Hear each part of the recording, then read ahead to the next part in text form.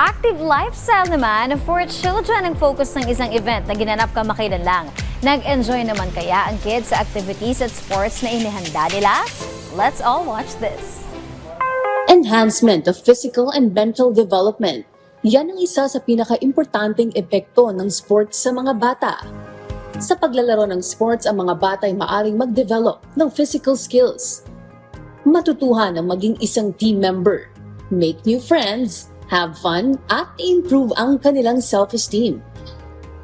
Kaya naman after more than 2 years of pandemic-related restrictions ay muling inilunsad ng isang Choco Malt drink brand ang kanilang Active Pilipinas campaign na naglalayong ipakilalang muli at hikayatin ang mga kabataan sa sports.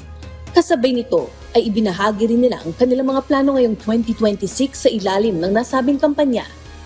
Nariyan ang pagpapalawig pa ng kanilang sports clinic, ang pakikipag-partner sa 25,000 public schools nationwide, maabot ang 800 barangays para sa Barangay Liga at marami pang iba. Sa launching ng event campaign ay present din dito sina Commissioner Walter Torres at Olivia Poe ng Philippine Sports Commission. Present din dito ang representatives ng Philippine Skating Union at Philippine Olympics Committee. Ito ay upang ipakita ang kanilang taos-pusong suporta sa nasabing kampanya. Nagpakitang gilas rin sa launching event ang ilang national sports team. May gymnastics, pencak silat, taekwondo, karate, at iba pa.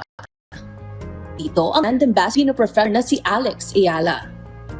Ang event na ito ay nagpapakita lamang ng kanilang matinding suporta at tuloy-tuloy na pagpropromote ng active lifestyle anuman ang edad, mula bata hanggang pagtanda, at nagpapatunay lamang sa kanilang hangarin na ma-empower pa ang mga atletang Pilipino.